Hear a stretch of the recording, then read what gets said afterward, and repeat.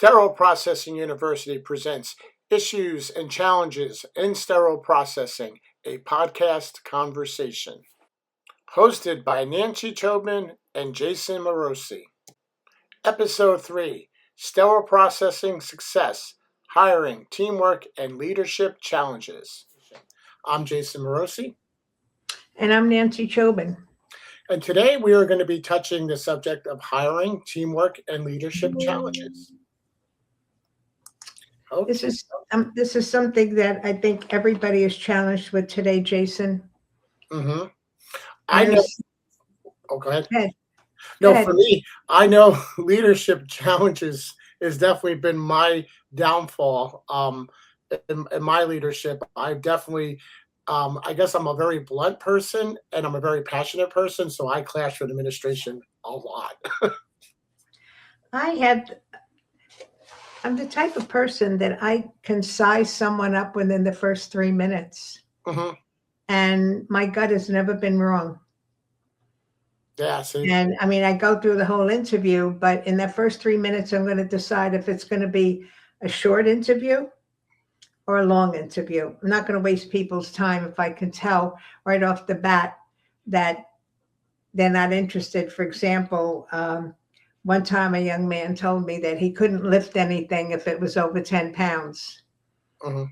And I said, okay, well, we don't have too much in our department that doesn't weigh 10 pounds. Most of it is much more than that. Well, in other places, they have other people doing the heavy carrying for me. No good.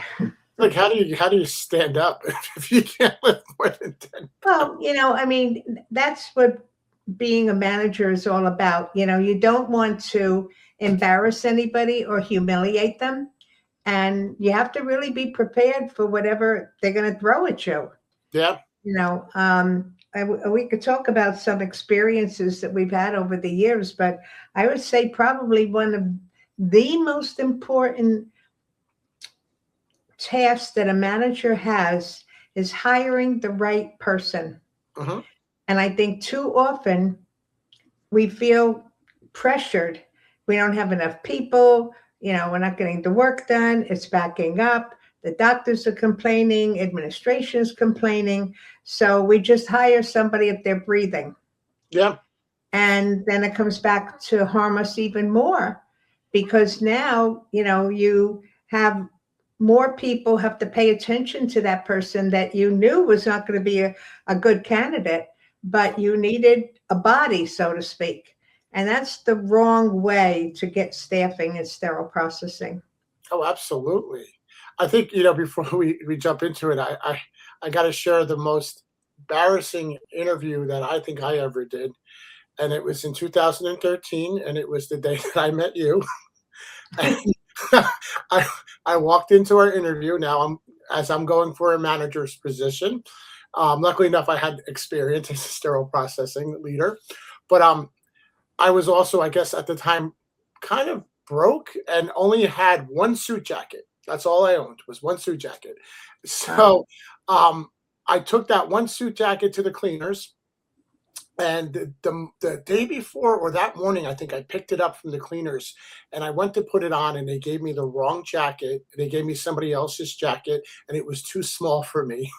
I had no suit jacket to go on in the interview, which usually in a hospital management position, you go in a suit jacket. And I remember walking in going, I'm really sorry that I'm not wearing a suit jacket. I only have one and the cleaners gave me the wrong jacket. And I was mortified to have to tell you that. I don't remember that at all. Oh, yes. It was so embarrassing. I know you were very intimidated. Yes. And I tried to put you at ease. But I remember you telling me, I think you said something to me like, I don't care what you wear as long as you know your job.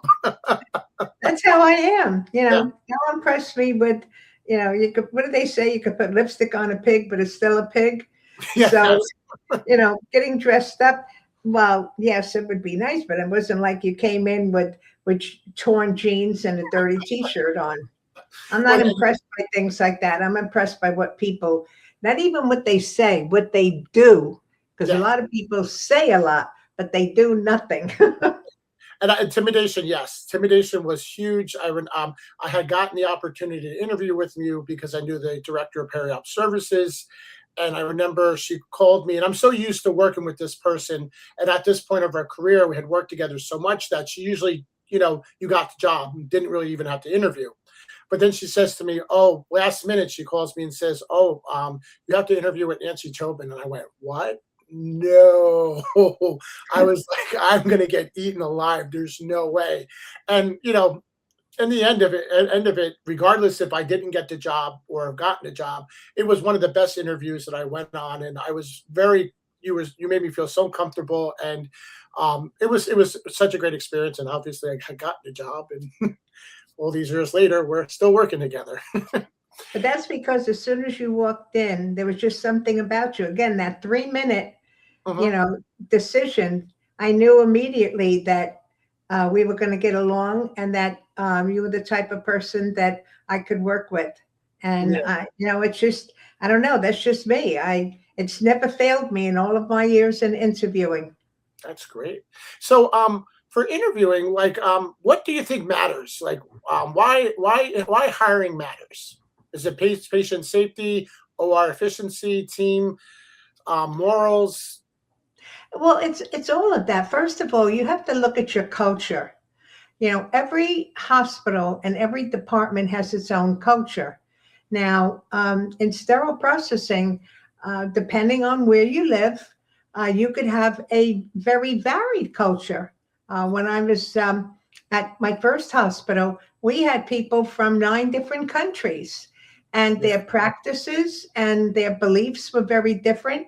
Their even personal hygiene and things like that were different. And we had to learn to coexist because, who's to say that one person's practices are better than another? If that's what's in their country, we have to respect that. In our department, though, when it came to the work, we all had to work together.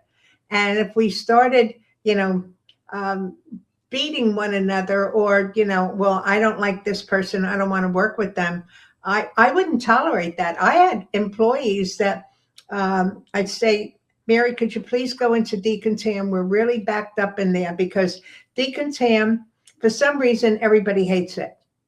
And I think it's because it's a hot place. You have all this machinery running and what have you. But it's the most important job in the department.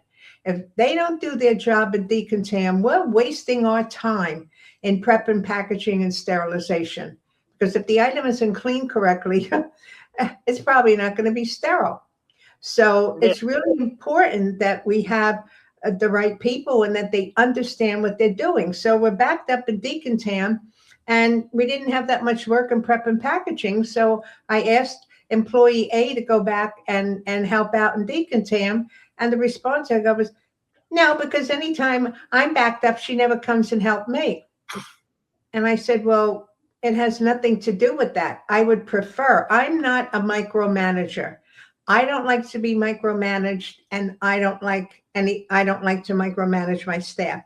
I like to give them the education and training they need so they can get the job done. I would much prefer that somebody would look back and say, hey, they're really backed up in decontam. Nobody else will go, then I'll go in, to push the work out." Yeah. Teamwork. That's what we need. If we don't have a good team, then we're not going to be able to survive. Just like any, baseball team or hockey team or anything else. You have to work as a team, all for one and one for all.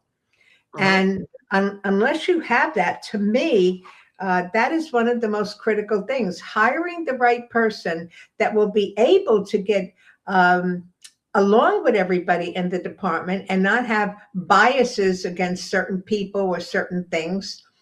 Because then the education is the second thing. You could give all the education you want, but if people have an attitude, it don't work. Yes, you could. It And I've don't work. had that where I'm trying to give education, and you have the person, they just don't care, and that's just horrible. I Well, know. you also there was I guess it was in the mid '80s. There was a woman who had an educational program. I went to it a couple of times at our national meeting. How to deal with difficult people, and And she would talk about different personalities, and it would make you understand, well, I got a couple of them. Oh, I got a couple of them. And yet, when you think about it, we do have different beliefs. We do have different priorities. We all have different personal problems that we really shouldn't bring to work, but unfortunately, a lot of people do. But we're still here, you know. Well, that is part of a manager's responsibility too. I mean, I could usually tell if someone was having, real problems, like they're always coming in late when normally they wouldn't. They're getting a lot of phone calls, from their children, maybe the babysitter. I mean, there's a lot of problems because we'll find in sterile processing, again, depending on where you're living, you have a lot of single parents. Uh-huh. And as the only breadwinner, it's very difficult for them. Sometimes they don't have childcare. They can't afford it. They're depending on, people in the neighborhood or wherever to watch their children. And they usually don't have their own means of transportation. They're dependent on, buses or trains to get them in, which could be late. So you really have to know your employees and what's going on with them. Now, you can't get preferential treatment, but if somebody is having problems, I would sit down with them and say, okay, what are your issues? How can I help you? And if necessary, I would refer them to employee health so that they could get some assistance for them, whether it be some counseling or see if they could find health care for them or what have you. Yep. I could tell you, which is a nice little story. Years ago, and I don't necessarily recommend this now because it is a form of gambling, but I used to give out in staff meetings dollar scratch-offs for incentive. And this one employee of mine scratched off and won, I think it was $500. Wow. And I caught her in the corner a couple minutes later crying. And I said, what's wrong? You won money. And she said, I was about to have my electric turned off. Wow. Her and her kids, and she goes, I'm going to be able to have electric now. And I just said, wow, it's things like that. But later in life, that bit me in the butt because, again, another organization, which was, I think, a Catholic organization, you can't give out lottery tickets as an incentive or anything like that. So maybe in the past, but not something you should do now. Well, I had incentive programs because you not only want to hire good people, but you want to retain them. Now, right around the time with certification, there was a huge growth of ambulatory surgery centers. I mean, before they were just lump and bump, you never even heard of them. But now they were doing some of the procedures that we were doing in hospitals. And so they were actively recruiting people from hospitals. And, you work in a surgery center, you don't have to work holidays, you don't have to work weekends, you don't have to work other shifts, and they usually pay more money. Yeah. And so we lost 18 employees in 1 year in three of our hospitals, a total of 18. And I said, we can't have this anymore. And when I started looking at the problem, I said, well, part of the problem is you come in as a technician, and unless I die or leave, there's no place for them to go. So in our larger facilities, I developed a career ladder, and I actually had to do up a white paper, and it was called Extreme Makeover SPD. And I went to my boss and I explained to him the issue we were having. I had published an article in AORN on the cost of training a sterile processing worker, which was over $50,000 a year. And people said, why?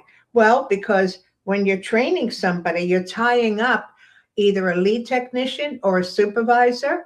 So that means that neither of them are productive because you're trying to get the education done. And it took between 6 months and a year, depending on the sophistication of your facility.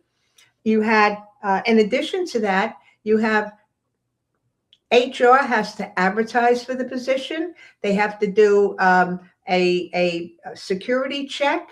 They have to do a criminal background check. All of these things cost money. And when you add that all up, so I said 18 people times this $50,000 or $60,000, we can take that money and develop a career ladder. I think the total came to $586,000. And I showed if we did a career ladder where you came in as a trainee, slightly lower than what our starting salary was now, because if you had no training, we had to tie somebody up with you. You shouldn't get the same money that somebody who was there for a year was making. So we started as a trainee. When you completed your orientation, whenever that was, because again, people learn at different rates, they became a sterile processing technician 1, and they got a salary increase. When they achieved certification, they got $1 an hour. That was the second thing. They were certified tech. If they wanted to do some quasi leadership, we had lead technician positions. Now, in our larger hospitals, we had a lead technician on every shift, the day shift, the evening shift, the night shift. And those people rotated through the weekends as well. So we had 24/7 accountability. And the reason I wanted that, when you think of large companies, for example, we have a Stryker facility here in New Jersey, and I was fortunate to visit their facility about 10 years ago. I was blown away. You walk in the door, and from the time you went in to the time the product left as sterile, every single thing that happened to that product was documented. The date, the time, the temperature, the humidity, who handled it, what route they took, everything. And that's part of the FDA requirement. I said, we don't do any of that. If you say, who cleaned this? I don't know. Now, of course, we have tracking systems now, but again, we don't have tracking systems in every hospital. I'd say maybe about 30% of them do. And half of them get They are utilized. expensive. They get utilized, right? Yeah. Well, that's a whole nother issue. We should do something on that another time, because I could talk a lot about that. But it's important that people know what they have to do and do it correctly, and that we're able to document that through the process. So we wanted to have lead technician, and then in our larger facilities, we had a supervisor on the day shift, because some of our managers, because they were larger facilities, had more responsibilities. For example, when I was the manager at the hospital before I was promoted, I made rounds with infection prevention. We would go through and visit different departments. We would do unannounced visits to see how they were processing items. We would get them ready for Joint Commission. Plus, I was on several committees. So that gave me the time to do that.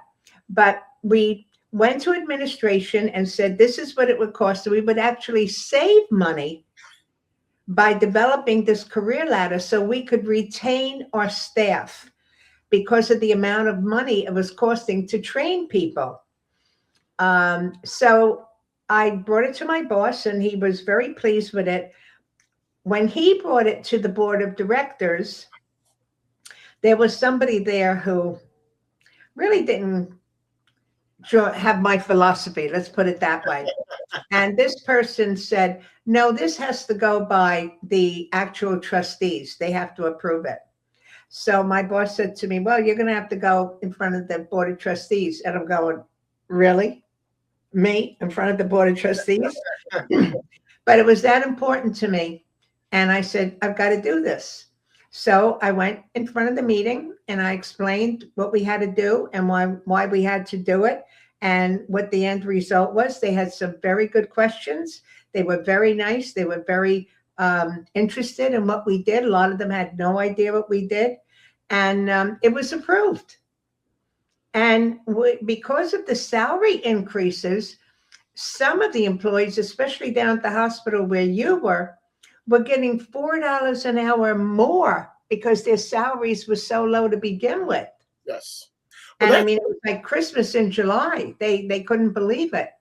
So, you've got to reward people when they do a good job, but it's not always monetary. I would say to people, get out of your office, go through your department. Even if you just walk through, yes, it means you have to put a set of scrubs on, which is another thing that bothers me. People don't like to put scrubs on. But walk through, and we take the time to sit down with somebody and say, you did this wrong, we had a complaint. But how often do you walk through and say, Jason, you're doing a great job on that tray? Or Jason, I heard yesterday you helped out the operating room, they had a problem, you did a great job. Keep up the good work. That's what we need. We take the time to tell people when they do something wrong, but we don't take the time to tell them when they're doing it right. And sure, the expectation is that they're going to do it right all the time, but especially when they go above and beyond. Yeah. I mean, here's my thing with sterile processing. I just feel like somewhere along down the line, people, no matter how they start, they get beaten down, and they start to have attitudes and are unhappy.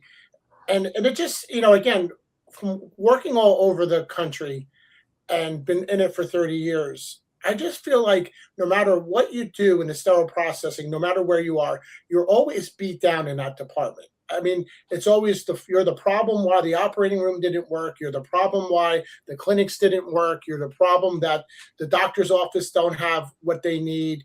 And I just feel like at this point, like if that doesn't stop, how is sterile processing techs ever going to find happiness in the sterile processing world? I'll tell you what I believe, and this is what, 45, 46 years of experience. When your staff knows that you have their back, they will never disappoint you. When there was a problem, I would investigate it. I would investigate it from both sides. Very often it's just somebody said so-and-so, you're immediately wrong. Never get the other side of the story. You've got to be fair. If there was blame on both sides, then we have to deal with both sides. And I had a situation one night where the operating room called down for a certain size endotracheal tube, and the staff sent it up and they said it was wrong. This went back and forth 4 or 5 times. The next day when I came in, the operating room director called me and said it was a disaster last night. I had to send somebody to the emergency room to get what we wanted. And I said, look, I'm really sorry. I'm going to look into this and I'll get back to you.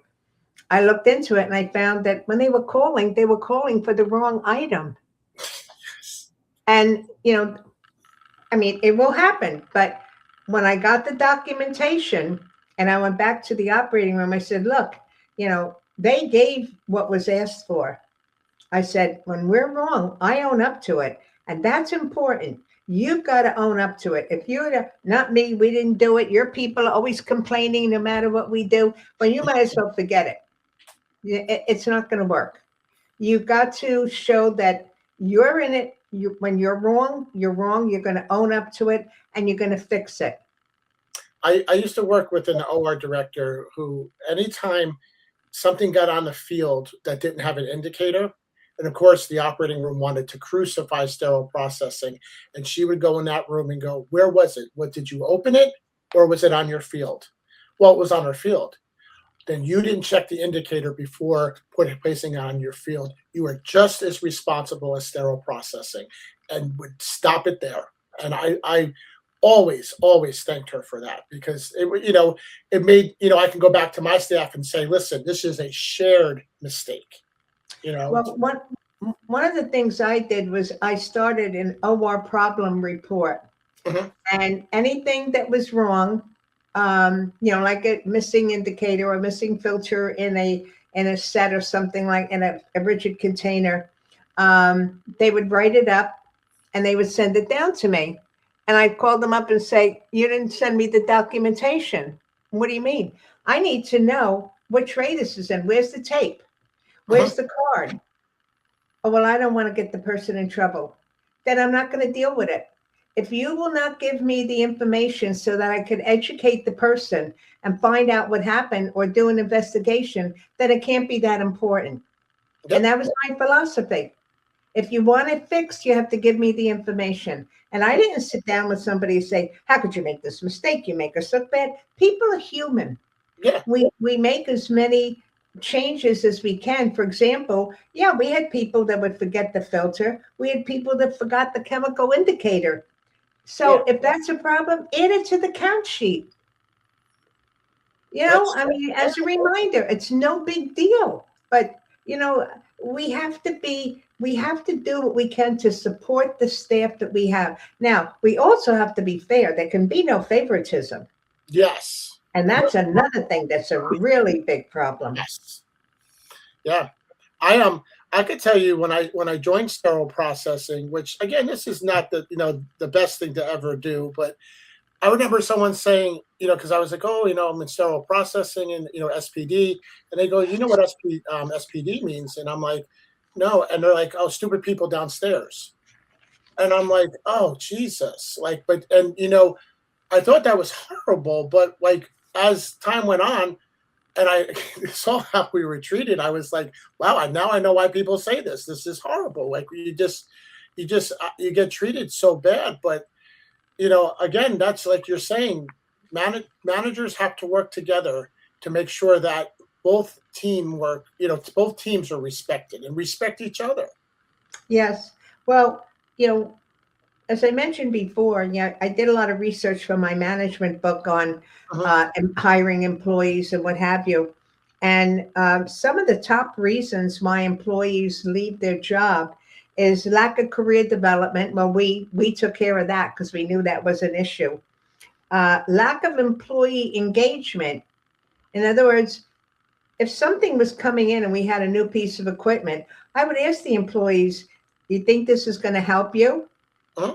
Do you think it's going to make your job easier?" Do you know how many hospitals I've been to that had those special racks for the washers where you could put lumen instruments, you had to connect it?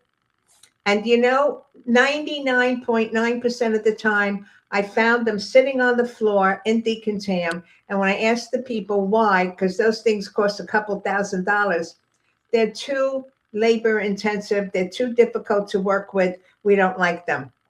Now, that should have been something that should have been trialed with the staff to see if it was even feasible to bring it in.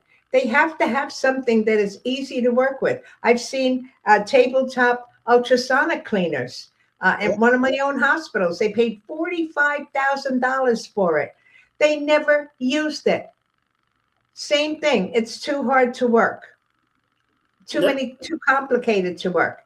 So you've got to get feedback from the staff. The people who are doing it, they're the ones that are going to tell you if it's going to work or not. Because we have such limited money to spend on this equipment, we want to make sure that it's going to be something that's going to help them. I'll never forget one of the first things when I started my job at St. Barnabas was we had two people on the midnight shift that distributed needles and syringes, because at that time in the early 80s, that's the way it was done.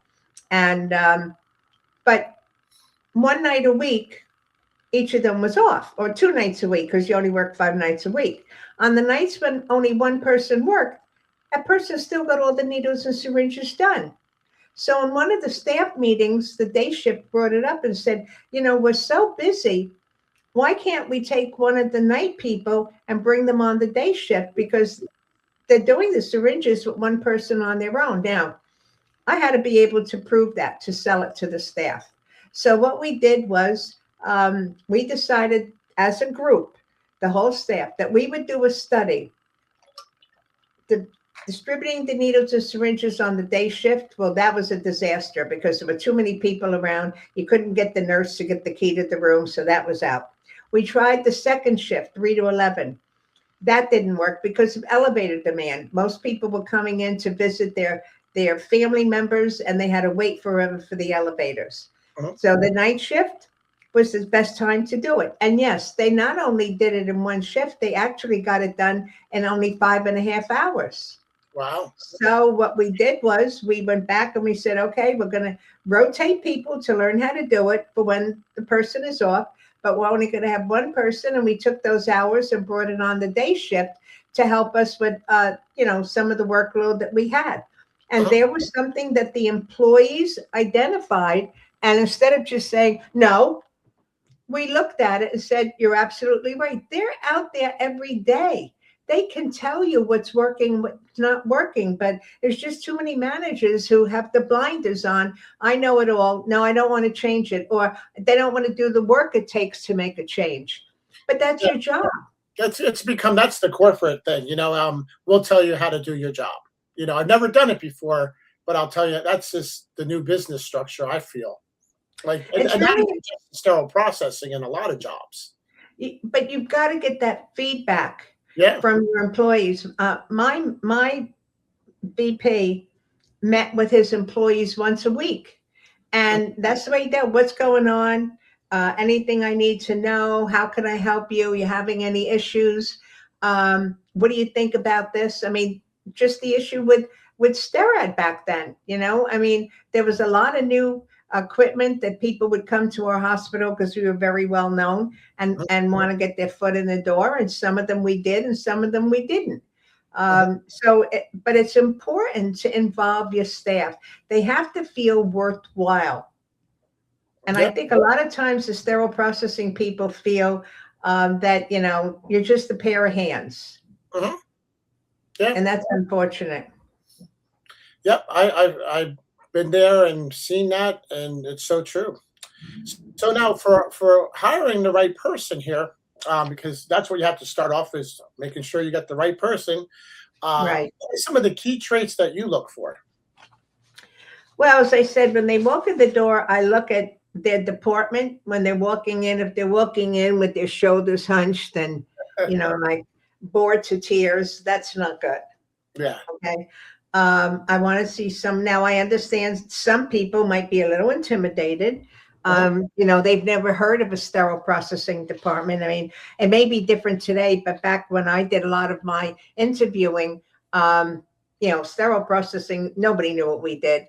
They had no idea what was going on, and I felt it was my responsibility to let them know. One of my employees early on in my career made a sign for me, because I always used to tell them, in this department, it's like working in the military. It has to be done the same way for every patient, every day, regardless of what went on. Because if it's not done correctly, it's not worth doing at all. So at that time, Burger King had a logo with a king sitting on top of a hamburger. And their motto was, have it your way. So she made up a sign that had the Burger King logo, and it said, warning, this is not Burger King. You cannot do it your way. And I had it framed, and it sat in my office for years and years. And when I was interviewing people, I told them to look at that sign. I said, that is the motto for this department. I said, everything has to be done the right way, as if a member of you or your family was being treated here. And then I would go through the job description. Now, one gentleman, I told him we cleaned instruments that we use in the operating room, and then we packaged them and sterilized them. And, he was really interested. He said, this sounds great. I'm really, looking forward to getting started. Okay, so he was hired. And about 3 weeks later, he got started. And I get a call to go back to decontam, and he's flat out on the floor. He had passed out. Oh, and so we got some smelling salts and revived him. And I said, what happened, Jim? And he said, you didn't tell me I was going to see blood. I said, oh, okay. I guess that was my fault. I should have made it clear that when we do surgery, there's going to be blood on instruments. But, it never dawned on me, because, again, most people don't know what we do. And if you say instruments to me, and you would probably know, but you have to think someone's never worked in a hospital. They wouldn't think of that. So, and he couldn't work in the department. He could not stand the sight of blood. So here we had gone through all of the time and energy, and he was a really nice kid, but it wasn't going to work. Yeah. So I think for me, what key traits I like a little intimidation. I don't like when somebody comes in who's never seen it before and going, oh, that's easy. I'll have that picked up with no problem. Because sterile processing is everything but easy. Yeah. I want someone to go, Ooh, well, I should be able to do that, and that's because that's my job to make sure that they're successful, as the leader. Well, one of the things that after that I learned was it's really important that if I determine from my 3-minute assessment and talking a bit that this is a potential candidate, then I will have either the supervisor or the lead technician take them on a tour so they can actually see the equipment and the work that they would be exposed to in the department. And Uh-huh. then when they came back, they would usually say, like you said, wow, I don't know, and I said, don't worry about the training. Yeah, That's our job. I said, we will do the training. You will not be left alone. We don't leave anybody alone until they've shown that, they know how to do whatever the task is on their own. I said, but, we don't worry about that. If you think this is something you would like to do, that you'd be interested in doing, and I would talk to them about where do you see yourself in the next 5 to 10 years? yeah, And they would say, well, I don't really know. I said, well, a lot of people use sterile processing as a stepping stool to yeah, get to surgical technology in the operating room, yeah. or even go into nursing. I said, or respiratory therapy, because they have to process equipment there too.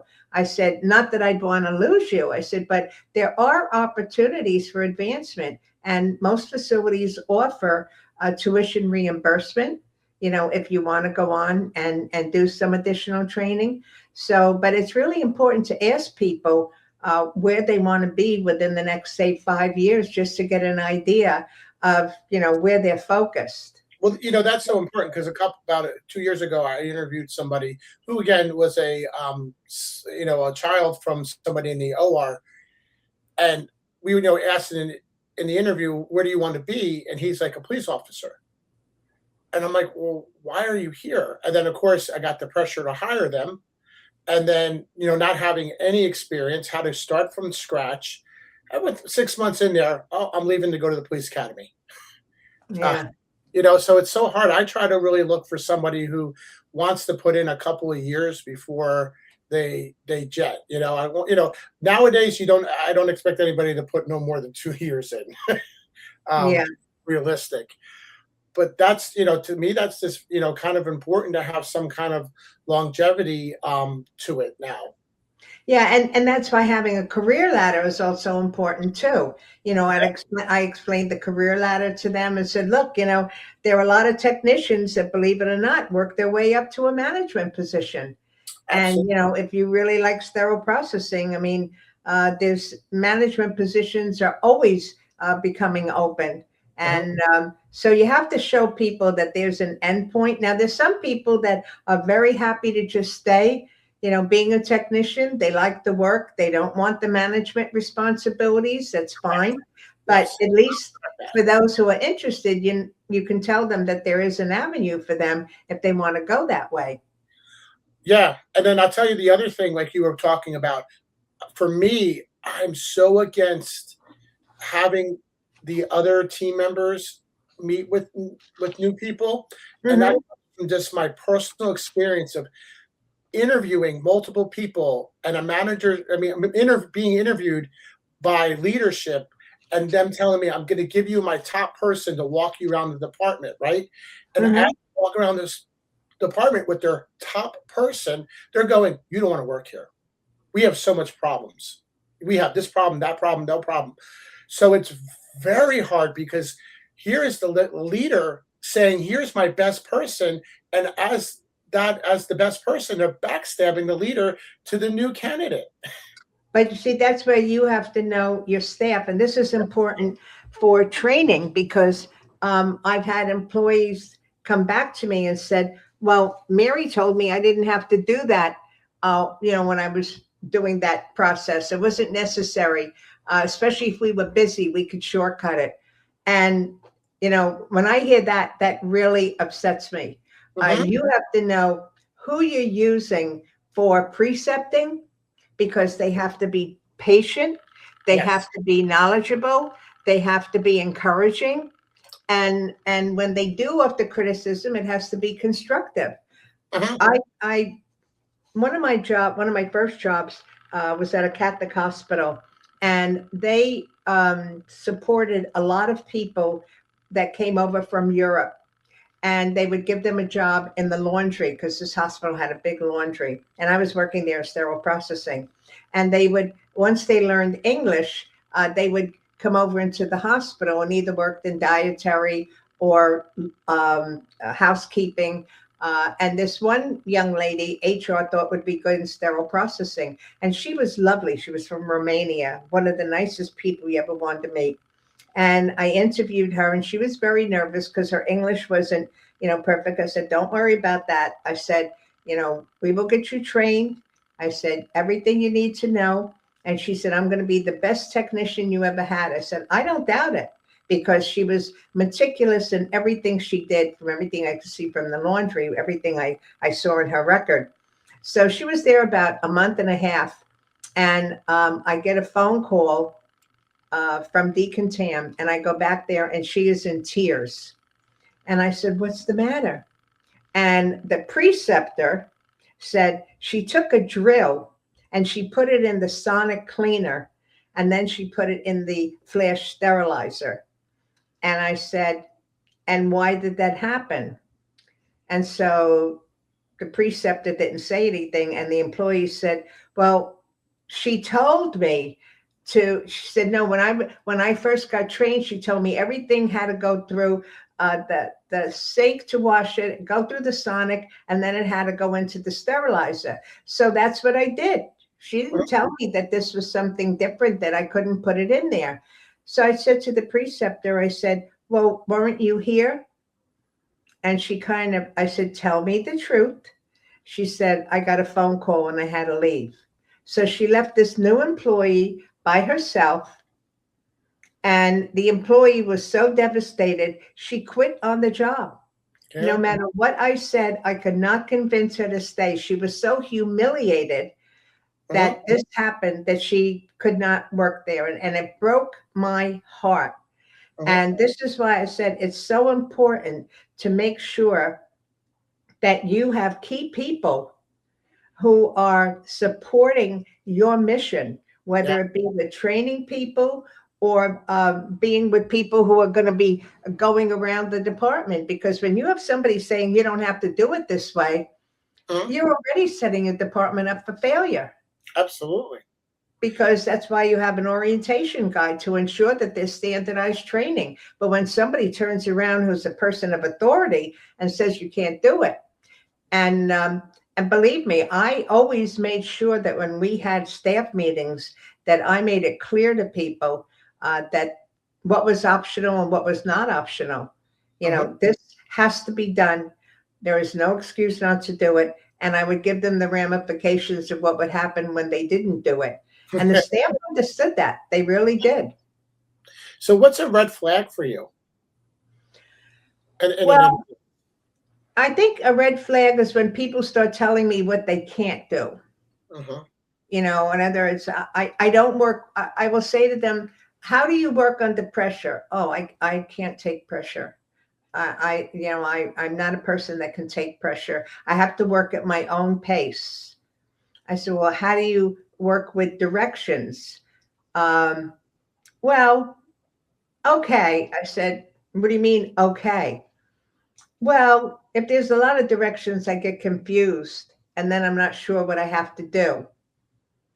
Well, we know that that's not good either, because I tell them this is a very regimented department. I tell them we're like working in the military. So you have to be able to take directions. You have to be able to follow them. You have to be able to work under tremendous stress, because we have multiple departments asking for things at the same time. You have to be able to stop what you're doing and pivot and do something else if the need arises, because we have to prioritize things. Now, I would explain to them that this all comes with time. Nobody will expect you to do that on the first day you're there. But if you're telling me you can't work in a high stress environment and you have difficulty with following directions, that's a big red flag. Big red flag. for me, for red flag, more so for people who have sterile processing experience, or somebody who's come out of a sterile processing program, and they show up with all the bracelets, all the necklace, the nails, the eyelashes, and it's like, now you already been taught, or you already should know that half of that's not supposed to be in the department. And I've come to find out through all these years, when I even when I bring it up to them in the interview, it's a fight for the next year to get them not to wear their jewelry during work. Well, I think you're right. There's two different issues. One is somebody who's never worked in a sterile processing department, but just as bad and sometimes worse is someone who has, and who comes in with a chip on their shoulder. And, I had someone who came in and told me they knew all the instruments. They knew all the instruments that were out there. They knew sterilization. I is all you hear. When I hear a lot of I's, that's really making me concerned. And then we hired the person, and we found that they did not know anything but eye instruments. That was all they knew. They didn't even basic instruments they didn't know. So after that, I made the decision that anybody who came in and claimed that they worked in a sterile processing department doing instruments, I would put a set of instruments in front of them during the interview and say, show me what these instruments are. Mm-hmm. And see if they can name them. Now, if they don't know them, that's okay, because we'll take the time to train you. But if you come in telling me that you're already trained and or certified and you don't know this, I'm not giving you that salary, because that salary is for someone that I don't have to spend the additional time to train them. Yeah. And even when we had travelers come in, we used to do a competency assessment on them for the things we talked about, because we don't know where they were trained. And some places, they were at facilities that they didn't have to do it, and they got into bad habits. When you hire people, whether they're in a temporary position or not, you're still responsible for them. Oh yeah. What about so culture? I tell you, for culture, for me, I think this was so fun. I think it was like 20. I was probably 20 years experience about 10 years ago. I was interviewing a job, and someone said to me, the person interviewing me, "How do you deal with different cultures? How do you? How could?" And I just said, do you have any problems working with anybody from a different culture?" And I just looked at them and said, "I've been in sterile processing for 20 years. You don't think I don't know by now how to work with so many different cultures?" That was one of the best things that I liked about sterile processing, is that it is always filled with different cultures, different people. Even as a male, I felt as a minority. There was only like especially back in the day, there was only one or two males. Like, it was usually female dominated, and then dominated by multiple cultures, race, and I was like, I thought it was a funny question then. I could see the importance of it, but again, sterile processing culture. If you can't handle different cultures, you can't handle sterile processing. It's blessed by having some of the best people from different parts of the world working in it. One of the things I did to bring that point home was, we used to have a Christmas party every year in the department. And so when we got up to like 9 different cultural backgrounds, I said, why don't we do something different this year? Because we used to, call out for pizzas and stuff like that. I said, why don't we all bring a dish native to our culture? And we'll be able to see everybody's culture and what they, learn more about it. Well, let me tell you, everybody loved it. Loved it. There was this one guy who came from Thailand. He made those little tiny, they almost look like spring rolls. Yes. And he'd make about 200 of them, and they lasted about 2 minutes because they were so good. Had them many times. Yes. And I would make a big bowl of meatballs, and I'd bring in hoagie rolls, and they'd make meatball heroes. It was great. It really gave a sense of family And it helped us learn more because as they say, what did you bring? And then they would talk about their culture, what it was, how Yeah, important it was, what they did for it, mealtime, how it was made. And you got to think outside the box and do things like that. And it really did help bring the department together. I tell you, I worked at this one place where that became an issue. I had a group of I'd say mature ladies, probably in their 50s, and they're all from different backgrounds. And one day, somebody cooked me something and brought it to my office. Then the other girl comes in and says, "Oh, who made that? Oh, so and so made that. I can make something way better." The next day, she's bringing it. Then the next day, somebody else got involved. It got to the point where I would come to my office at 11 o'clock and on every day, and I would have 4 or 5 lunches sitting there for me because they're all fighting over whose dish I would like better. And I got to the point where I was literally taking them home and freezing them and then Wow. having them for dinner. I had Wow. it was the most adorablest thing ever. And they were all so sweet, but it just got out of hand after a while that I said, you guys got to stop cooking for me. I don't even have to go food shopping no more. But that's the kind of relationship that you want. I mean, there is a fine line. Mhm. You can't cross that line.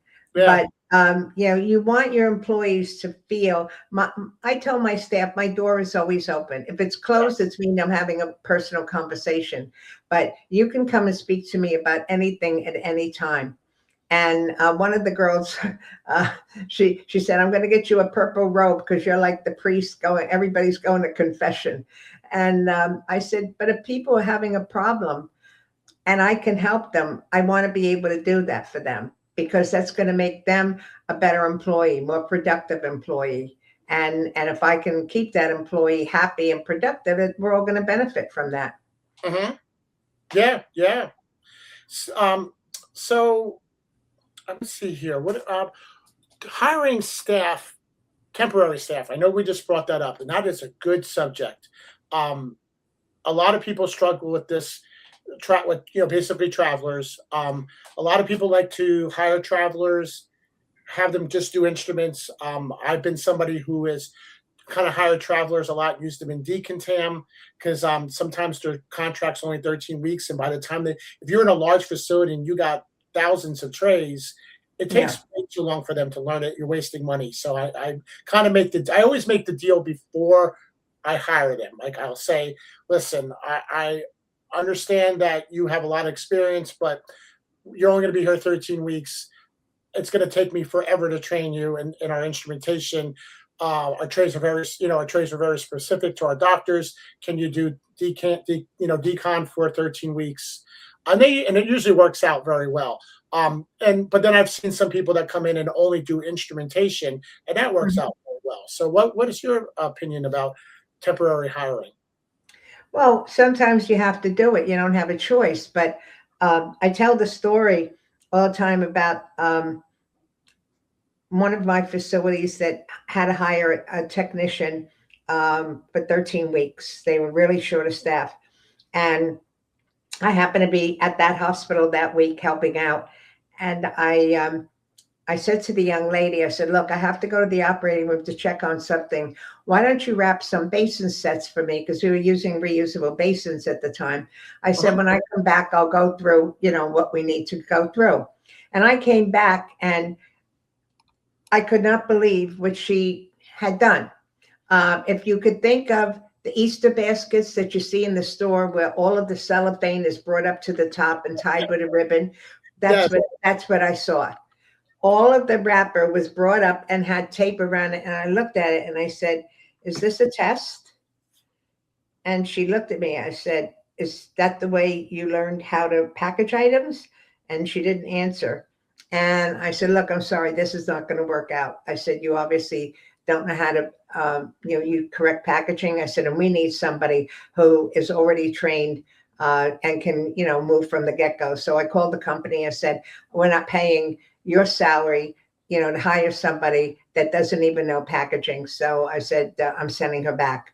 And after that, that's when we implemented the policy that when we got somebody in from an agency, we gave them a competency assessment. And we made it clear to them that they will follow our policies and procedures, that they were not allowed to bring in chemicals or anything, from outside, or say, hey, well, we use this. Why don't you do that? No, they had to do what we were doing. Those were our policies, and they had to comply with them. So it does work. You just have to be sure of who you're bringing in and let them know that it has to be done the way you're doing it, or you're creating another problem for yourself. I'll tell you, I feel bad for agency workers because I've had, many work with me throughout the years, and I've trained them and I had them learn, take some token classes that you have taught, or I've trained them on ways you trained me, and they learn really, really well. And then they go off to a facility, and the facility's policies or the manager's way of doing things don't align to what's correct. And they have such a challenge they know the right thing to do, but because they're agency, they're being told to just do everything wrong. And it's such a hard pill for them to swallow. And I understand that, because you need the contract work, and you have to follow what they say, but it's also wrong. Well, it's unfortunate. They're told this is what the employer wants, and that's what you have to do it, because the people who are sending them in there, they're just looking to make their money. Yes. And so if that's what the facility wants, then that's what they're going to get, right or wrong. And I think it's very wrong. I really do. I had a couple of technicians from the Midwest call me one day, and they were very upset because they said that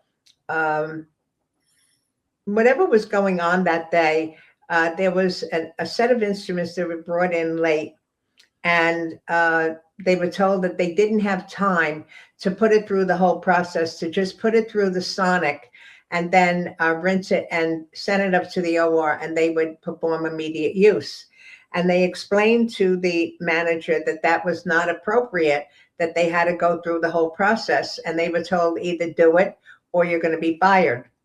So they did it, but they felt very guilty, and they called me and they said, what do we do? I said, look, you know that what you did was wrong, but unfortunately you were forced to do it. You have two choices, and you may not like either one of them.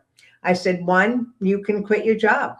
I mean, if you don't want to work in a place where you're put in a position to do something that you know is wrong, then you have to put your ethics and morals above that. I said, or number two, if you're not in a position to look for another job, then I suggest that you document in a email what happened and that you were forced to do this. But the dates, the times, the names of the people, what have you, make sure you make a copy of that and you take it home and put it in a safe place. Because if anything happens, they're going to turn around to you and say, you were the expert. Why did you do it? And if you didn't have documentation, you're going to wind up, being responsible for it. So we shouldn't have people that have to be put in positions like that. We do know that, in emergencies, immediate use is acceptable. However, that's only if the item was properly cleaned. Correct. And in this case, it wasn't the case. So that's really tough. It really is. Mm-hmm. Now, coworkers, this is always, and I've had my share, when I was a regular technician of, oh man, we could be really mean to each other. And it's a shame. I've seen, get out of my spot. You're in my table. I'm not going to teach you anything. I don't get paid to teach you. I'm just paid here to work. I'm not your friend. I'm just your coworker. The whole 9 yards, which again, I can respect. I respect that, but you can say it nicely, I just really wish a lot of people in the industry would just be able to work together, harmonize. Everybody's replaceable. I think that's one of the biggest mistakes new people come into healthcare. Once they get a little bit of knowledge, they think they're not replaceable. Everybody's replaceable. There's always somebody in this industry somewhere else that will know more than you and doing it better than you. Correct. So to have that kind of an attitude, I think now it's pointless. I didn't tolerate that. In my department, I said, if you have disagreements with anybody, you leave it at the door when you come in here. In this department, we are all on the same team. We're Mhm. working for the patient. We have a job to do. We don't have time for little spats and things that are going to take away from the important work that we're doing. Mhm. So you're not allowed to have any of those discussions here. I don't want to hear, I don't like this person. I don't want to work with them. We have to work together as a team, and I won't accept anything but that. And I didn't tolerate it. Yeah. Yeah, because then it gets worse when people start doing the after work friendships, and then they Well, bring what in. they did after work was entirely up to them. But in the department, we Yeah, were a team. We had to be, because just like any other team, whether a baseball team or a hockey team, you have to work together as a team. Just one person isn't part of that team, you're going to have a failure. yeah, and then in conflicts with management, you know, I don't. I mean, I guess it all depends on the management. I mean, I've had some people where I've worked with, where I managed, that just said I worked against them and I didn't help them, and then they get a new manager. Then I get the phone call months later. I can't believe how much you were on my side and how much you actually cared about me. I am so sorry. It's easy. It's not easy to be an employee, but it's also not easy to be a manager. No, It's it also isn't. both, you know. But you can make your job a lot easier by setting up the rules, setting up the education, and following through. It takes time. It took me a year and a half when I started at my first hospital to clean up the mess that I had. Mhm. And it was a mess. I mean, there were people that were covering each other and signing their timesheets and putting in that they worked when they didn't work, and they putting in that they arrived on time when they were late, and they would take vacation day and it would not get recorded. I mean, and that was the tip of the iceberg. We had people who were sleeping on the job on the night shift, and they were able to set all the timings so that uh, there was I guess, a 3-hour queue when the computer system was down. And so they knew that they could sleep during that time. And I knew something was going on because, and I think this is when I got the respect of the staff. I was only there about 3 or 4 months. And every day I would come in and I'd find the work piled up to the sky. And I go, what is going on here? I don't understand this. And so we have 3 shifts, and we come in, all the patient care equipment is there. All the stuff that came down from the operating room at night is still in decontam. Nobody touched it. And I found out that they had one person who did autoclaving on the night shift, and the other 2 guys didn't do anything other than hand out supplies. That was not their job. And Mhm. I said, really? Okay. So I just had my suspicion that something else was going on, again, my gut. So I went to my boss and I told him, I said, I'm going to come in Thursday night, 2 o'clock in the morning, to do an unannounced visit. He said, I'll come with you. I said, okay. So 2 o'clock in the morning, we had a McDonald's in the hospital at that time, Oh, wow. and it was open 24/7. So we went in to have coffee, and while we were having coffee, who walks in but the VP of HR? And he said, what are you guys doing here at 2 in the morning? And we told him. He said, what are you doing here? He said, he said there was an administrative issue in the emergency room and I was on call, so I had to come in. And I saw you guys here. So we told him what we were going to do. He said, can I come along? I said, sure, why not? So we went over to the department, and there was a separate entrance for decontam. So we went into decontam. You could hardly walk in. That's how much work was in there. Wow. And I walk around the corner, open the door, and I see the one guy doing the autoclaving. And his eyes almost came out of his head. And I went like this because I knew he was doing his job. We go around the corner. We don't see anybody. We go into the front office. They had pillows on the desk. They had blankets around them, and they were all sound asleep, 3 of them. So the VP of HR went like this. He wanted to wait 15 minutes so they couldn't say that they were on a break. Mm-hmm. They were snoring. That's how long they had been sleeping, but he still wanted to wait the 15 minutes. After the 15 minutes, he tapped on the shoulder one at a time. Hello, do you know who I am? I'm so-and-so, the Vice President of Human Resources, and you're being fired for sleeping on the job. Security, escort them out. 1, 2, and 3.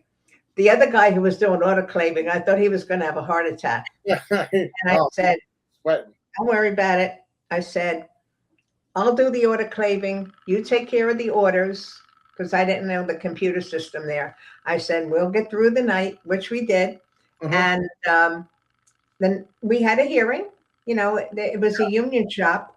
We had a hearing, and the terminations were all upheld. And we found that,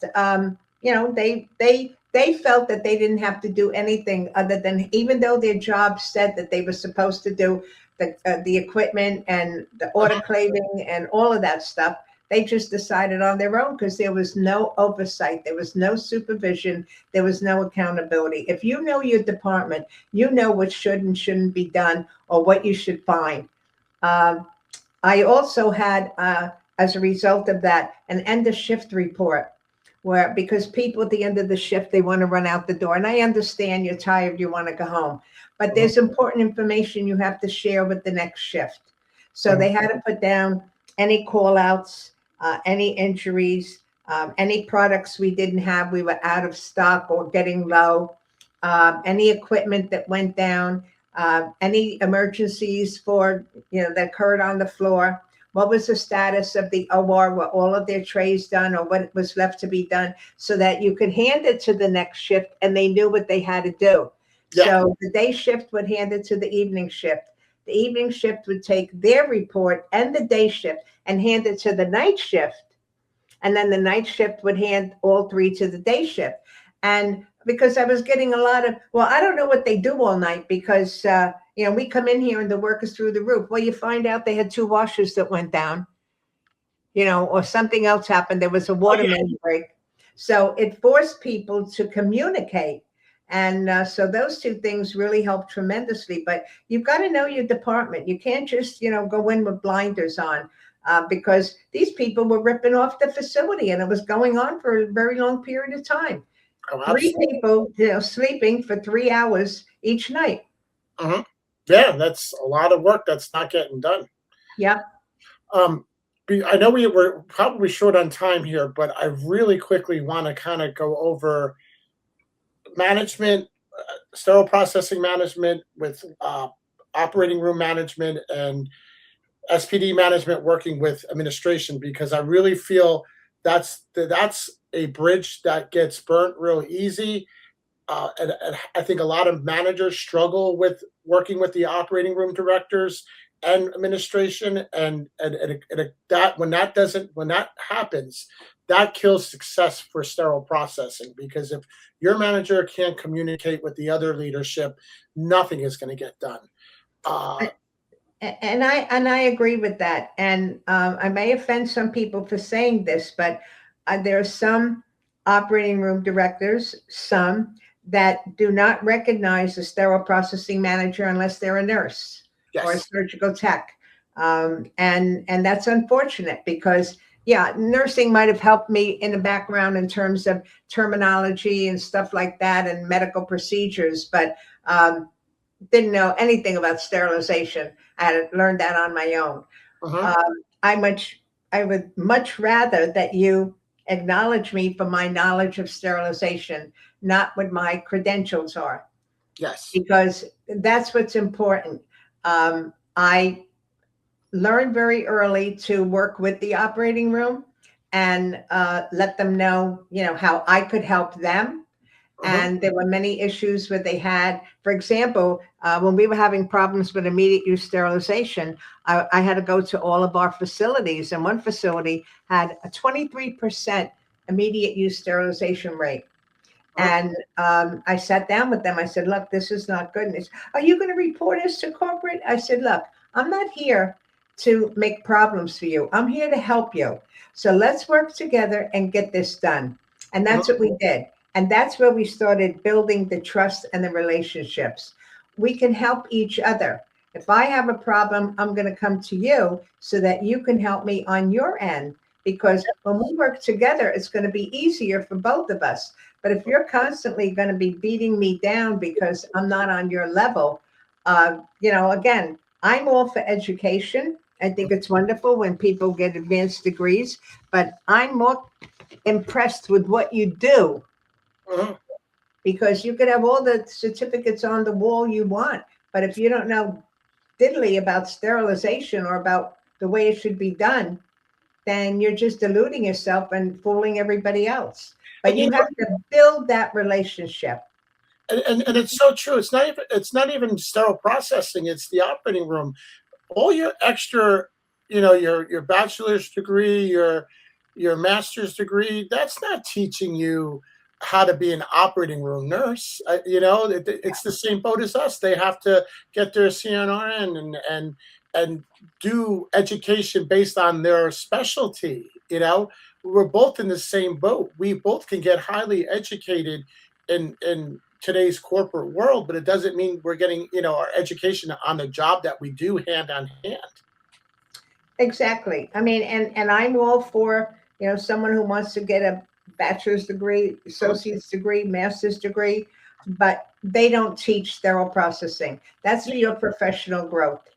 And that's fine. It'll help you, prepare reports or do things like that. But when it comes to sterilization, unless you've gone through a formal training program, unless you've actually worked, when I've had OR directors or OR nurses who applied for a position in sterile processing, and I did have on 2 occasions in my own system, I had them take my management course. Mhm. And I said, and you have to work at least 1 to 2 days in each of these areas. So you get to see what it's like.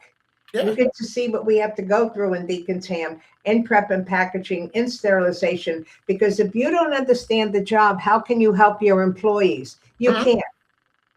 You It's can't. like it's like I And said, most of them will not do that. even when they hire an operating room nurse, when they take them from ICU or floor, they don't know anything about the operations. They may know some of the supplies, but the instruments, procedures, the IUSS, and You could learn it. I did. I didn't yeah, have the background, but yeah, you have to want it. But if yes, you think it's just going to be a job that you're going to sit at a desk and go to all these meetings, mhm. then you're in the wrong business, Oh yeah, because yeah. you cannot run that department. You have to know everything that's going on in that department 24/7. I think that's some of the biggest mistakes in people who are promoted into SPD leadership. They think their days are over from working the floors, and it's just begun. And it's just a Can't tell different. you. I can't tell you how many employees have contacted me and said, "Yeah, I wish my manager would put their scrub suit on Mhm, just once and walk through our department and see what it's like, with the work that we're doing." mhm. And that's really sad. It really is. I lived in my scrub suit. As a matter of fact, sometimes people said, "We're having a meeting today, because you maybe not wear the scrub suit." No, because when I go back, I have to go back into the department. I And I yeah, tell you, like for me, and I haven't had a job in New Jersey, probably in an operating room or sterile processing, probably 15 years now. Well, 2013 was the last time. Okay. mhm, Um, New Jersey mandates sterile processing managers, to be certified. correct. Um, Other states don't. And I could tell you like how thankful I was working in New Jersey for that, because working out of New Jersey, like it is so acceptable for someone to be a sterile processing manager who's not certified and who does not have any experience in sterile processing. I remember just going back 10 years ago, and I was in a southern state, and I was a certified manager, certified sterile processing tech, certified surgical tech, and my SPD director had just come from a recycling plant, had worked at a hospital about 15 years prior, but spent the last 10 years working at a recycling plant. They made him my boss as the sterile processing director of 3 facilities. And he got it, again, it was, as they say in the South, the good old boys club. And it was basically because he knew somebody in administration. And it was horrible. It was because here I am trying to, talk about AAMI standards and put out good policies based on manufacturer instructions and AAMI standards. And I'm just getting beat down left and right by somebody who's just, knows nothing about the business and wants to please upper administration. Well, I made sure everybody knew, for example, when I was having issues with trying to get qualified candidates, I finally went to HR and said, can you just give me 15 minutes? Can you come and visit my department? Because I'd like you to see what we actually do. And she did. And she wound up staying almost an hour. And she said, Nancy, I am so sorry. She said, I still imagine you guys doing the thermometers and folding linen. She said, I had no idea of the sophistication of this department. And believe me, I will make sure that I only send you candidates that would be applicable to work in this kind of an environment. And it did change. I mean, I was getting like maybe 15 applications a week. And we're lucky if one of them was somebody that we would even try to consider. And after that, the quality of the candidates went up dramatically. So you have to be your own cheerleader. You have to let people know what you do. You have to be visible. That's another thing. As a manager, you have to be visible out there. Let people know what you are. Let people know what you do. Let people know that you're a team member. And that's how you get cooperation and recognition when you're asking for things. I had a similar thing with that. For me, with HR, I would just get candidates that were never a fit. And it was just because my recruiter, again, hospitals are downsizing everywhere. And, there's one recruiter's trying to recruit for 5 different departments that she's never worked in. And I would get the worst applications. And then I would say to her, well, these are no good. What do you have left over? And the ones she would send to me left over that she didn't want to give me would be the better candidate. Wow. So I finally just said, listen, I got this. Like, let me help you out, help me out. Just send me them all and I'll review them all and I will tell you who I want. I appreciate your help, but I'm missing out on some good candidates because I think I still stand strong on this. If you're going to take somebody who is not from a tech school and has never been to sterile processing, some of the best people are food servers. They know how to be on their feet. They know how to multitask. And they know how to take a hard hit from an unhappy customer. And those are some qualities you need in sterile processing because you're going to be on your feet. You're going to have to multitask. And my God, a surgeon can be way worse than any person unhappier than that their steak wasn't cooked right. Agree. All right, Nance. Well, I think that's our time for this subject. We went a little over. I want to thank you. I want to thank our listeners, and I want to make sure everybody hits that like and subscribe button. And we will see you all in about 2 weeks. Thank you for attending. Hope you enjoyed it. Thank you, Jason. Yep. Thank you, Nancy.